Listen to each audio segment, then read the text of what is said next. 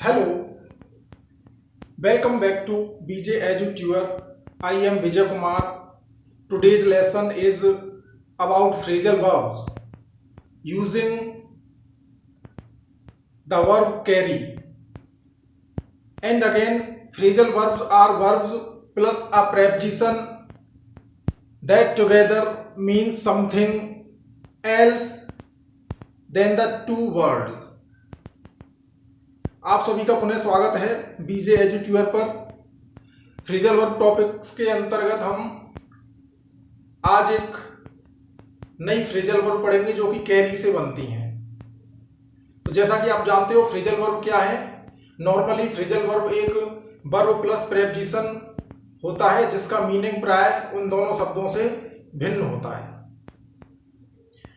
तो आज की फ्रेजल वर्ब में हम कैरी से बनने वाली फ्रेजल वर्ब जो पढ़ेंगे उसमें सबसे पहले है कैरी आउट। कैरी आउट का अर्थ होता है आज्ञा पालन करना या किसी बात को मानना। ही always carries out his father's orders. वह हमेशा अपने पिता की आज्ञा का पालन करता है। वह हमेशा अपने पिता के आदेश का पालन करता है। Listen to me again this sentence. He always carries out his father's orders.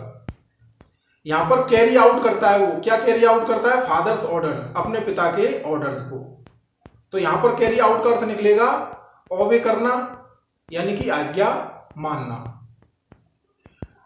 The next one is carry on. Carry on means continue. जैसे कि मैं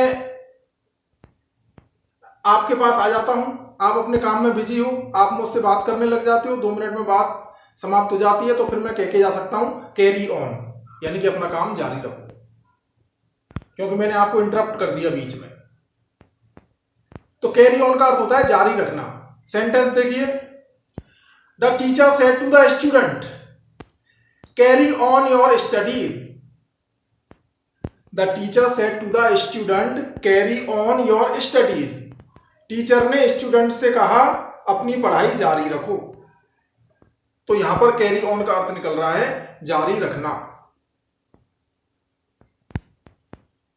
इसी तरह से नेक्स्ट फ्रेजल वर्ब है हमारे पास carry away. Carry away means होता है आकर्षित कर लेना।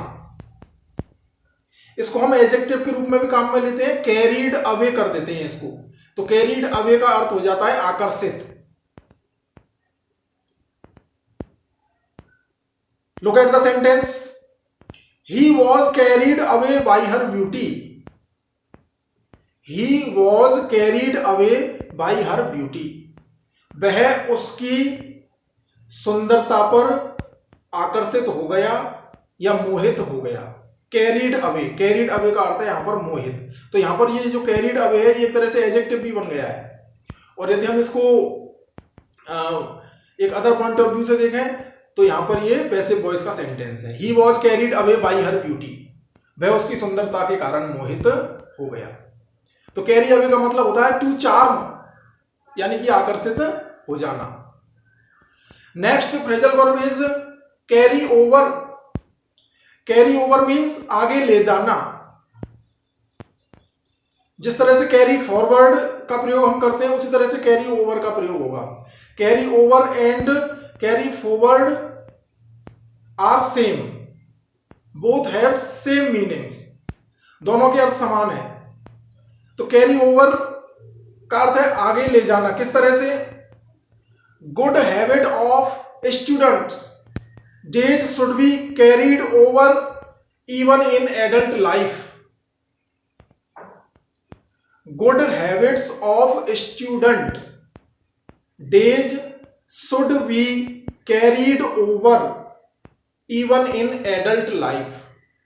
गुड हैबिट्स अच्छी आदतें ऑफ स्टूडेंट डेज विद्यार्थी जीवन की, should be carried over. Should be carried over का अर्थ है आगे ले जाई जानी चाहिए, यानी कि अच्छी आदतें किसी विद्यार्थी ने अपनाई अपने जीवन में तो उनको वहीं का वहीं नहीं छोड़ना है, उन आदतों को कैरी ओवर करना है अपने जीवन में आगे। शुड बी कैरीड ओवर, उन आदतों को आगे ले जाया जाना चाहिए। इवन इन एडल्ट लाइफ, वयस्क जीवन में भी, जब व्यक्ति वयस्क हो जाए तो उसको उन आदतों को भी बनाए रखना चाहिए जो उसके विद्यार्थी जीवन में थी, जो कि अच्छी आदतें थी। तो उन अच्छी आदतों को कैरी ओवर करना यानी कि आगे ले जाना। तो यहां पर कैरी ओवर का अर्थ निकल रहा है आगे ले जाना, यानी कि किसी ओल्ड सिचुएशन को या किसी ओल्ड ओपिनियन को न्यू सिचुएशन में अप्लाई कर देना। Apply in the new situation, carry over. I am repeating, carry over, carry over means आगे ले जाना। Good habits of student days should be carried over even in adult life. विद्यार्थी जीवन की अच्छी आदतों को वयस्क जीवन में भी आगे ले जाया जाना चाहिए। The next phrasal verb is carry around. Carry around means carry someone और समथिंग टू मैनी प्लेसेस। किसी व्यक्ति को या किसी वस्तु को कई जगहों पर ले जाना, यानी लेकर के घूमना, ये होता है carry around. After carrying a toddler around all day my arms are pretty sore. After carrying a toddler around, toddler means होता है बच्चा, इन्फेंट जो शिशु होता है। After carrying a toddler around, एक बच्चे को इधर उधर घुमाने के बाद, क्योंकि बच्चा जब हमारी आर्म में, हमारी गोद में लगा रहता है तो हम इसको इधर उधर घुमाते हैं, तो उसको कई जगहों पर ले जाते हैं, तो उसको बोलेंगे हम carry around. After carrying a toddler around all day, पूरा दिन बच्चे को घुमाने के बाद, माई आर्म्स आर प्रिटी सोर। सोर का अर्थ होता है दर्द हो जाना। तो मेरी आर्म्स में, मेरे हाथों में, मेरी बाहों में क्या हो गया है? दर्द हो गया है। तो कैरी अराउंड का अर्थ निकल रहा है यहां वहां लेकर के घूमना, किसी वस्तु को या किसी व्यक्ति को। The next one is, and this is the last phrasal verb of this segment, carry off. Carry off means win a prize, कोई पुरस्कार जीतना, कोई इनाम जीतना, यानी कि कैरी ऑफ। या हम कह सकते हैं succeed in doing something difficult, कोई कठिन कार्य करने में सफल हो जाना, यानी कि कैरी ऑफ। तो कैरी ऑफ के अर्थ निकल रहे हैं कोई इनाम जीतना या सफल हो जाना। She failed to carry off the gold medal. She failed, वह असफल हो गई, टू कैरी ऑफ, जीतने में, द गोल्ड मेडल, स्वर्ण पदक, वह स्वर्ण पदक जीतने में असफल हो गई। She failed to carry off the gold medal.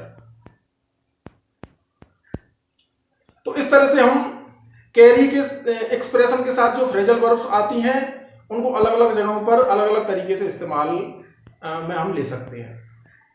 And you have to keep a thing in your mind that a separate phrasal verb has many meanings. एक फ्रेजल वर्ब के अनेक मीनिंग होते हैं। जैसे मैंने आपको बता दिया कि कैरी ऑफ का मतलब है सफल होना, या कैरी ऑफ का मतलब है कि इनाम जीतना। तो सिर्फ यही अर्थ नहीं है, अलग अलग डिक्शनरीज में अलग अलग अर्थ दिए हुए हैं और इनके जो रेफरेंस है, इनके जो कॉन्टेक्स्ट होते हैं उसके हिसाब से ये अर्थ तय होते हैं। लेकिन हमने जो सॉर्ट आउट किए हैं वो उसी तरह के फ्रेजल वर्ब सॉर्ट आउट किए जो हमारे डेली रूटीन में ज्यादा काम आते हैं, हमारे कॉम्पिटिटिव एग्जाम्स के पॉइंट ऑफ व्यू से मोस्ट इंपॉर्टेंट है। या हमारे सेकेंडरी, सीनियर सेकेंडरी क्लासेस के जो स्टूडेंट्स हैं उनके लिए जो मोस्ट इंपॉर्टेंट फ्रेजल वर्ब्स हैं। और हम जब एरर वाले क्वेश्चंस करते हैं तो ज्यादातर इन्हीं मीनिंग्स का हमको सामना करना पड़ता है। वैसे इनके काफी सारे अर्थ होते हैं चाहे किसी भी तरह का फ्रेजल वर्ब हो। So that's all in this lesson and see you again in the next lesson. Till then, take care of yourselves. Thank you so much.